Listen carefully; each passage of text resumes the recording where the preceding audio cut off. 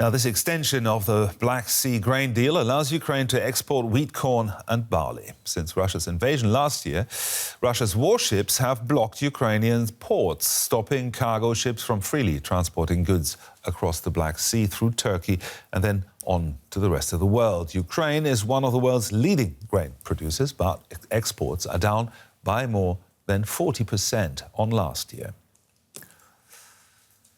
Russia's blockade has pushed prices up sharply for people living in the drought-stricken Horn of Africa. An agreement to continue shipping grain cannot come fast enough, as DW's correspondent Felix Maringa reports. This is all Veronica has left for herself, her 6 children and her elderly husband. She has to make impossible calculations and difficult compromises to try to make it last.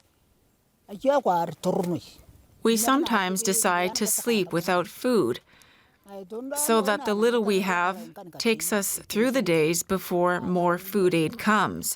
So this year we are rationing for the sake of these young children. Veronica sometimes makes a little money selling these brooms she makes. But it's a constant struggle, and she's the one responsible for keeping her family from disaster. Food aid is a lifeline, but she doesn't know when more might arrive. One of my relatives died of starvation. Sometimes people become sick here and they have nothing to eat. When you take them to the hospital, they say she is weak and hungry and doesn't have enough blood in her body.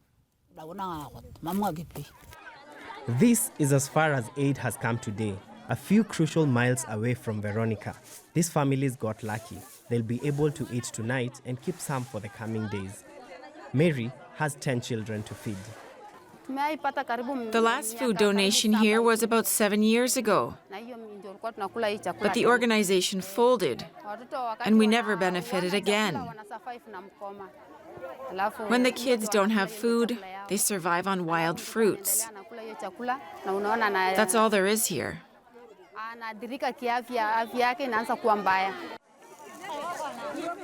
With the drought ravaging the Horn of Africa and many households uncertain of when they will get their next meal, these families here are happy that the food donation has given them a lease of life. It is this uncertainty that makes planning aid more difficult.